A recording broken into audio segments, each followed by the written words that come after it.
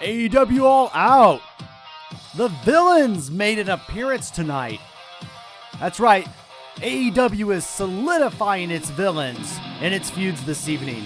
And I want to say, I'm not going to do what you guys think I'm going to do. I'm not going to rip on the main event and the World Championship not being the last match on the card. AEW, I've been harsh on the past, but they found a loophole tonight, and it made sense, and I love it. So I'm okay with where the placement of the World Championship match was on the card tonight with Bryan Danielson. Also, we get into the size of the card. We got into a situation where less is more. We're going to talk about that right up to the top. But AEW 2024, I'm your host, Bryan, the Hype Ballard, back at it again. Let's get in. And get in we shall. We're talking about the main event, the pay-per-view that began. And I want to say, AEW, 8 matches on the card tonight. And I think that is the sweet spot. The Elite 8, if you will. Be Elite. We've got ultimately not 16, 17, 18 matches that, kind of wear and drain us out. Now, I'm not counting the pre-show on this, just the main card. But it felt right tonight. It felt like every match mattered and it made sense and storyline. And coming off of a very hot All-In pay-per-view, AEW did a great job with the build-up tonight and the follow-up to All-In with All Out. In and out as it goes. But we've got 8 matches that all made sense. Let's get in. Let's talk about each one and all the highlights and results. We start out with a fan favorite of MJF. Very hot and very live with the crowd. We've got a grudge match with Daniel Garcia that's been building up for months now with some short long-term booking, if you will. We've got MJF and Daniel Garcia really being pushed as a feud between the two. We've got MJF, they waste no time right away hitting the bell. Max puts the boots right to him. He chokes him out in the ropes. I find it amazing that MJF can now be in a feud without even the World Championship around his belt. We haven't even thought about him getting back his world title. And that's perfectly okay because we've done a really good job of booking him, showing his strength as a competitor. But he's now at that next level. He's at that next tier of working with the up-and-coming talent as well as an AEW original 5 years later. Garcia hits a final cut at one point in the match, trying to get ahead of steam. MJF cuts him off with a powerbomb backbreaker, but it's just not enough. Friedman tears the bandage off and bites Daniel's wound, punching the wound, and then blood just starts the flow, and then shaking Garcia and jawing at him, thinking about the tombstone, but Daniel just slips out with a near escape, tearing at Max's face. Diving DDT, it connects. MJF gets a foot on the rope, though, just barely escaping. We go fast forward in the match. We get an O'Connor roll reversed with some German suplexes. Garcia pops up. He fires up. He's ready. A German suplex of his own. A big lariat, but no fall for the pin. MJF with a Boston Crab. Daniel reverses into the LaBelle Lock. Interesting. But Max reverses it to a cover with a crossface of his own. We get the Dragon Tamer, it's locked on, retching it back, and Friedman, screaming in agony, reverses it to the Salt of the Earth. Moving forward in a match, we get a lot of pile drivers dropping people on their head tonight. MJF up to the top rope. Max bites him, and he knocks him down and then collapses on the mat himself. A low blow with referee Bryce Remberg being distracted. MJF. Maxwell Jacob Friedman wins by pinfall with the jackknife pin. And then it's not quite over. That's not quite over at all. The post-match starts. Garcia stares daggers at MJF. Friedman offers a handshake and shakes it. He raises Daniel's hand, but of course, it's a fake out, and Garcia kicks him low and shaking with rage. He throws Max into the corner and sets him up with an avalanche pile driver. Garcia kisses him and leaves through the crowd. Interesting grudge match here, and it was a grudge match between these two, and it's not over. It's going to continue on, maybe even to Full Gear. where I think we get a little bit of more of a program with these two, and I like what they put on in the opening matchup, and I feel like it's just the preview for more to come. Let's move ahead. Next, we get a little tag team action with the AEW World Tag Team Championships. The Young Bucks versus the Blackpool Combat Club. Very interesting placement here, getting us to think about the Elite versus the Blackpool Combat Club. It's going to foreshadow what's to come later in the night. But in this one, we get Claudio Castagnoli and Wheeler Yuta versus the Young Bucks. For those titles, can they get the titles off of them? Ultimately, we get Yuta and Nicholas to start out. Trading wrist locks, takedown, senton. Yuta gets a near fall. Castagnoli back in. Jackson with the Escalera to take them out. Blackpool with a stereo shoulder block, snapping it to his legs. We get a tag to Matthew. We get a little Matthew in there. We get a little action. And then ultimately we get a little bit of back and forth, some more tags mixed in. Later on, we get Claudio popping up and gets a Frankenstein. It sends him to the floor. Nicholas hits another on the floor. We get a wheelbarrow X Factor from the Young Bucks. An acai moonsault cover for a 1 and a 2. The EVP trigger connects. Yuta breaks it up. We get a super kick party. Castagnoli blocks the EVP trigger. This match made me realize how much I am liking the Bucks versus the Combat storyline. Ultimately, we do get a fastball special, but the knees were up. Matthew capitalizes. The Young Bucks end up winning by pinfall with a small package, being very sneaky-like on Wheeler Yuta to retain the World Championship in this one. And again, the Elite are on top for now with the World Championship match. We got the tag titles out of the way. We're moving on internationally to the International Championship. Will Ospreay, another one coming off of a very strong all-in performance, going on one-on-one with Pac for the International Championship. We get a collar and elbow. Pac with a side headlock.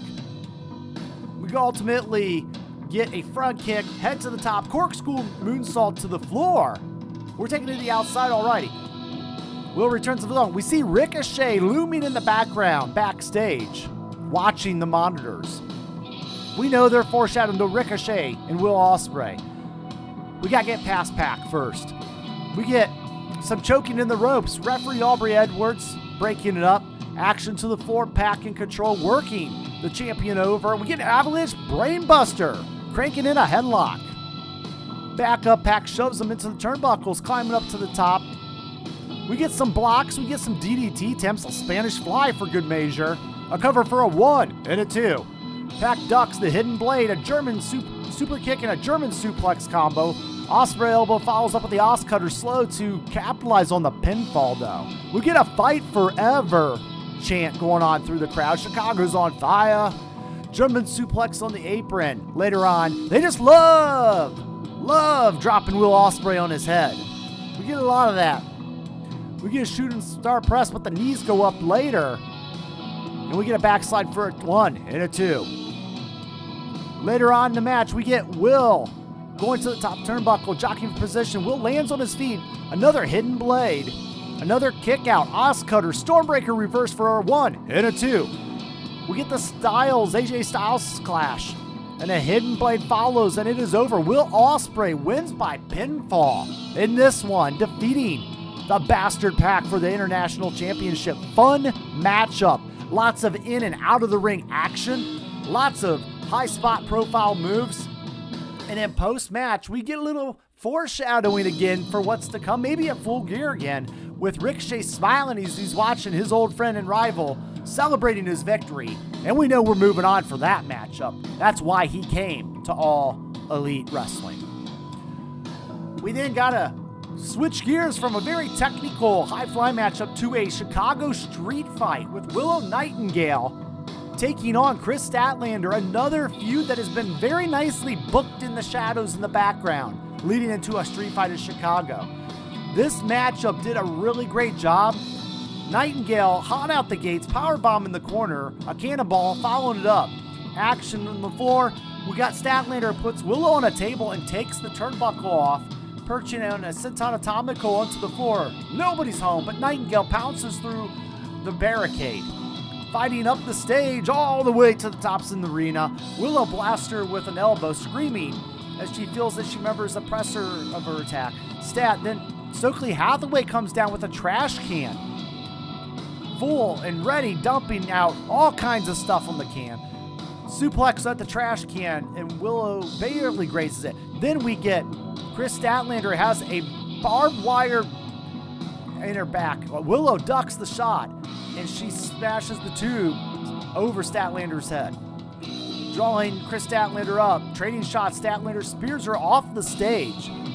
We get back inside the ring. We get a wrist lock stomp, front and back and forth, double lariats. We get Nightingale wrapping her fist in chains. Chris provokes her, hammering punches on the wound at Statlander's head. We get a German suplex. And now we got the thumbtacks out in a very, very moment spot. We get a nice split onto the thumbtacks. And then we ultimately get towards the end of the match. Trading slaps, both women go for lariats, slump onto their knees.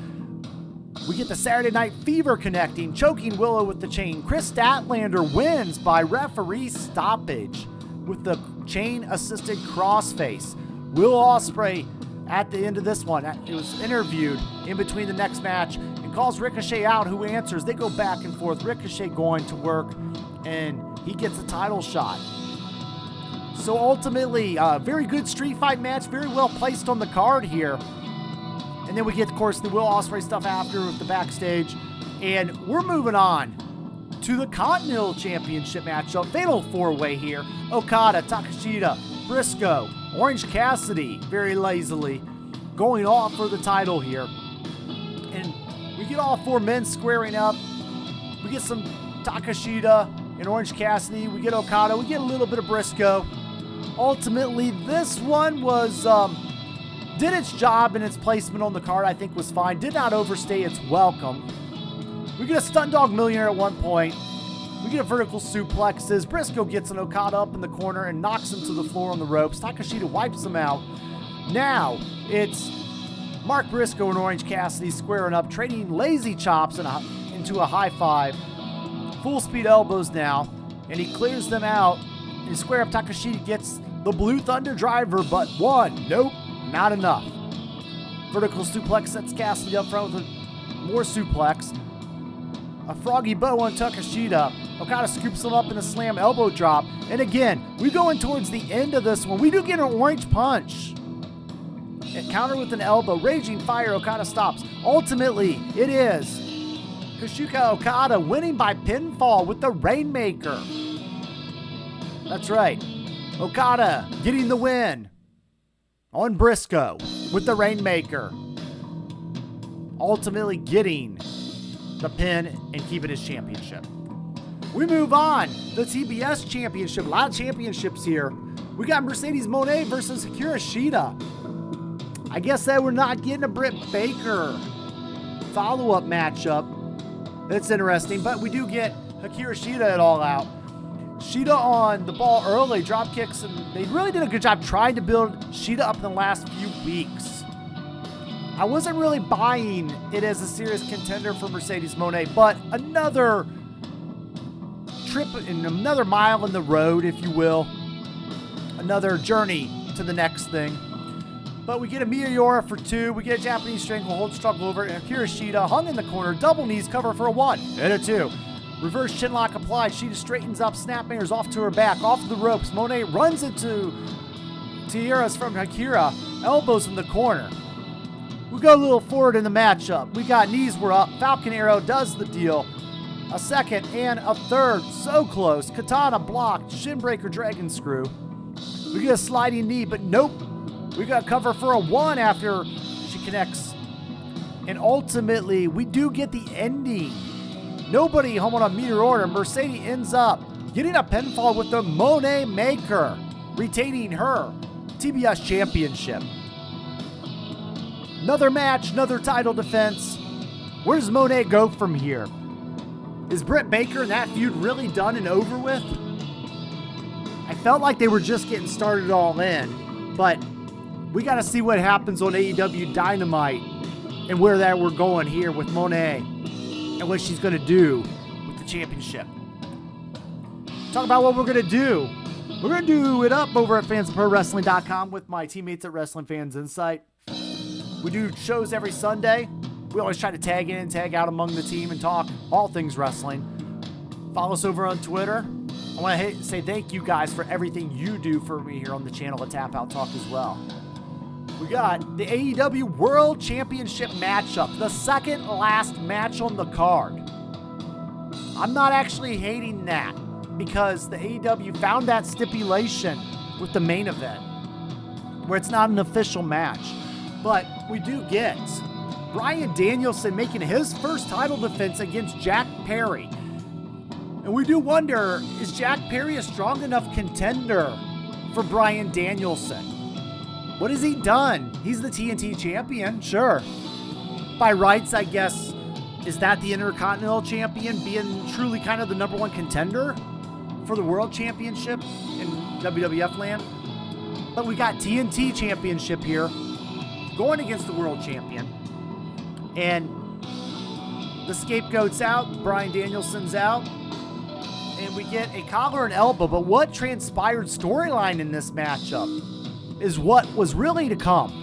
The Blackpool Combat Club versus the Elite that we got earlier tonight shows its head a little bit more here. We get a little matchup back and forth. We get a DDT off the apron at one point, throwing Bryan into the barricade, setting him up on a chair. A big head of steam for a drop kick. Back inside, we mounted punches. A neck breaker for a 1 and a 2. Chopping away, Danielson slid back under. The back suplex is your 5-minute warning. The chest kicks of the jackknife pin. Danielson to his feet, takes him into the label lock. Later on, we get back outside again, do some back and forth, and we get back inside. A diving knee across the elbow, screaming, "You want to be tough," at Perry, before a penalty kicking the arm. Raining kicks down on Jack's shoulder. Perry goes back to the snare trap, and he gets it. Bryan hits the ropes. Jack has until 5 in the referee. We get a go behind. Bryce Remberg in the way. Danielson spikes him with a backdrop driver, and he's going and kicking in his head. Here comes the Young Bucks for the run-in. Danielson, Claudio Castagnoli, and Wheeler Yuta run and cut the Young Bucks off. Kind of continuing that little feud from earlier. So they're the equalizers in this one. Perry wakes Bryce up. We get a running knee. It's so 1 and a 2. So close. Now Jack does the wrist clutch chops, flipping the crowd off. Charging in, the Busaki knee connects, and the American Dragon is fired up, going forearm, and Jack slaps Bryan Danielson, and another third slap eventually. Bryan walking forward. We get a huge palm strikes in the corner, super kick, and ultimately, we get wrist clutch stomps landing as Bryan Danielson getting the pin in this one with the Busaki knee. 1, 2, 3, and his first title defense is a success, and his career remains in AEW for a little bit more. Post-match, Killswitch appears behind Danielson. Ultimately, he turns to consider Jack Perry for a one beating, and here comes Christian Cage, and Jon Moxley is on his way to aid the Blackpool Combat Club. Christian and the Patriarchy step forward, but here's Claudio Castagnoli and Wheeler Yuta and Pac also. The Patriarchy backs down, and they're slowly slithering out. Mox embraces Danielson, and Blackpool raises his hand. Claudio uppercuts him. Moxley pulling out a plastic bag and choking our champion with it. Bryan Danielson getting Jon Moxley getting suffocated with the bag for at least a good 60 seconds. I think that's a felony in Chicago at some point. Wheeler Yuta basically not in and on it, and Pac is holding him back. Marina Shafir hits the ring, and Danielson unconscious as they depart. Medics give Danielson oxygen, and Wheeler Yuta checking on him. They made Wheeler Yuta watch this. But let's recap. You got Jon Moxley leading up this new faction. It's not your company anymore, Tony. And then you got Maria Shafir also joining the fray. And Pac That's an interesting one, too. We got Pac involved in this. And Claudio Castagnoli. All of these people are ex-WWE folks. All ex-WWE folks. Bryan Danielson is the odd man out here. He is ex-WWE, but he's on the outs. Possibly along with Wheeler Yuta, who was not a WWE original. I firmly believe this is leading to an even bigger storyline. Not necessarily with the Elite. We'll see how it goes. And then we get the main event. And the last match on the card, another grudge match, part 3 of the 3-match series over the last year or so. Adam Hangman Page, Swerve Strickland. It's like a Tom and Jerry cartoon with these guys. Pure violence. So violent that AEW says it's not going to be an official match tonight with a lights-out steel cage match. Yeah, I have to agree. I'm okay with the world champion not being the final match on the card since we found this loophole with AEW saying this is not an official match and it's a lights-out steel cage. And ultimately, that's going to cause the World Championship official match to be the official last match of the evening. And then we have the steel cage match afterwards, unofficially. Unsanctioned it is, on the floor. The cage lowers, Swerve hammering Page, punches. It gets a slow start here. We get, ultimately, the cage being used. Prince Nana comes up and over, shoves them both into the cage. We ultimately get a Rolling Thunder reverse, an STO, and a house call connecting already. Strickland strips the waist while Nana yells at Adam about playing games with people. We get the JML driver blocked, snap German suplex from Hangman. Ultimately, we get a little slow build-up, a little cage use. We then get Swerve taking out a stapler. Remember these days. Riddle and hits Hangman back with staples, landing a textbook backbreaker before pulling a few staples out of his chest. He pulls pictures out of his family out of his pants and then staples one of them to Page's cheek before throwing the stapler away and ripping the picture off.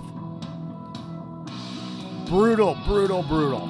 Lawn dart off the cage, Mysterio style with Kevin Nash back in NWO days. Adam Strickland chokes on the apron and then ultimately smashing him into the cage wall a few more times, wrapping wire around his arm. Another triangle lariat, Sir crashes to the mat, throwing Strickland into the steel cage. A lot of violence here. A lot of great stuff in this lights out match. We ultimately get a moment with Strickland and a cinder block being used in the cage. You can see here, bam! Cop killer into the cinder block.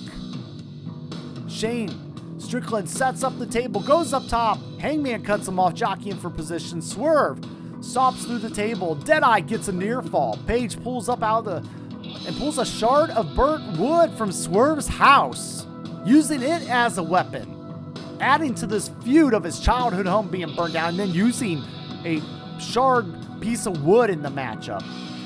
Strickland stabs Hangman in the face with the stakeover, and then Page with a low blow, stopping the stabbing, powerbombed into the cinder block. Ultimately, we get this matchup. We get later on even more weapons with some chairs being involved. And we also get a moment where when Hangman Adam Page rips Swerve's grill out of his mouth. He rips his teeth out. Hangman gets out a syringe out of the bag and he stabs Strickland through the cheek with a hypodermic needle before blasting him over the head with the chair. Swerve is out. Turner calls the match. Referee Paul Turner calling the match. Adam Hangman Page wins by referee stoppage. It did what it promised. It was brutality at its finest. It's a lights out steel cage match and it lived up to the lights out moniker. And I tell you what, these Swerve Strickland, Adam Hangman Page matches are making both of these guys huge stars. These two guys have great chemistry. I don't think I've had a bad match among any of them. And I look to see where this even goes further. You gotta wonder, with this violence happening, like, where is this going to end at this point between these two? This isn't even for a championship, but it's a heck of a feud and a heck of a ride. Let's get into our final thoughts. And here we go, the final thoughts of AEW All Out. Very good follow-up show to All In. And we got the moment tonight where the AEW villains were very clearly defined. We've got Jon Moxley leading his band of brothers into war against AEW, it seems. But first against the Blackpool Combat Club, clearly defining what I predicted weeks ago, where I said that I believe Jon Moxley versus Bryan Danielson is coming, possibly at World's End, where Moxley could end the world of Bryan Danielson and become world champion once again. Also, let's talk about the other villain, Hangman Adam Page and Swerve Strickland, in one of the best and bloodiest brawls going on in Steel Cage Mayhem. Some of you guys criticized it back and forth, but I would say it was appropriately placed on the card, leading up to a good final 2 matches on the show. Also, we had some good matches in between the show too, and I like the 8-card format. I felt like it was just enough. You could go 8 to 10 matches and be okay. But those are my results and thoughts. Let's hear yours in the comments down below. I'm going to head out.